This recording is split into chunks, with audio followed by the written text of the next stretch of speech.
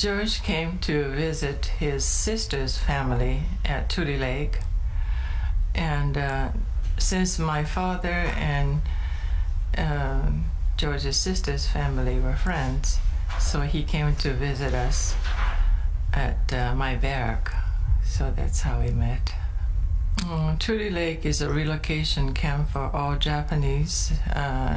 When the war started, the American government put all the Japanese people on the Pacific coast to these camps because they thought we were dangerous to have them the coast. George came to Tule Lake to visit his sister's family. They were from Seattle, and the Tule Lake is where California and Seattle people were interned. And since his sister's family and my father knew each other, so we met. Well, it's just a camp on the bottom of the lake, and it was just a barracks and not much to do there.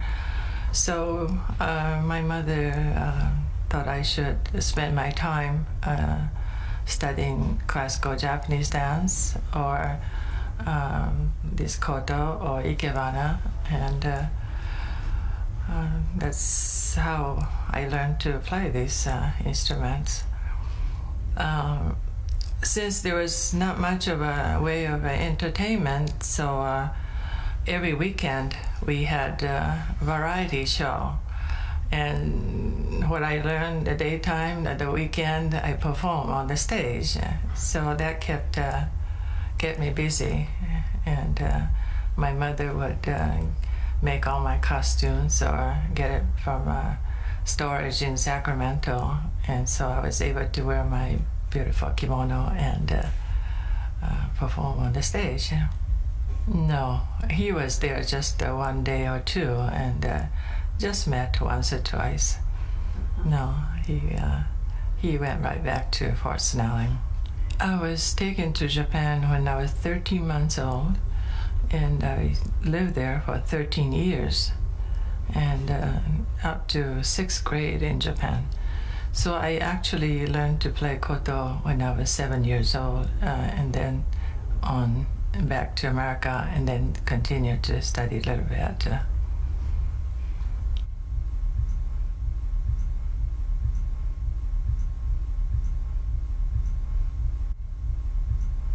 Well, I was never trained to become koto teacher or dance teacher. I was just doing it for my own enjoyment. So if I couldn't do it professionally, that was all right, just my own hobby sort of. So I always liked music, whether it's a Japanese or Western music, and I think people who study music seem to have a mellow, tender heart. So I thought I'd like children to have that too. And so that's about the only reason, and kept them busy after school. So I'm glad they did. That I don't know. I have no formula. I was kept busy.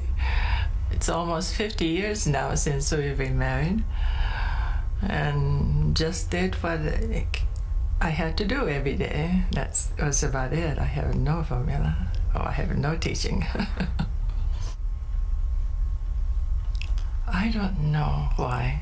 I think maybe it's the way we were brought up, George's family and my family too, that the family life is very important for children, because George left his family when we were taken to Japan, and he grew up over there, away from his own parents, and it happened to me too. I was sent to Japan. So I thought the family life is very important, to stay together and grow, have children grow up together. So maybe that's what kept us, our family together. I don't know why. It was just a way of life for me. I married this man and just did what he enjoyed doing, and I just stayed with it. No. He was still in graduate school, and he had no job, actually. He started to teach after I came to Seattle. He was a graduate student. During the war, he was in the Army, and he came back to Seattle and went back to graduate school. And that's how he started. So I didn't know what he was going to be or how life is going to be about. Just every day was we just did our best. This Fukuyama fountain is located between the old castle and then a brand new art museum. And there's a Japanese garden there, and this fountain called Fountain of Lotus.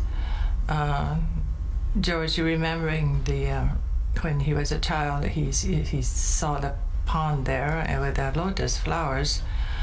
So he made this fountain that resembled somewhat lotus, and it was so nice for George's old friends to all come out and support this project. And they gave George a very big welcome parties, and I enjoy meeting all these people in Fukuyama. Yes.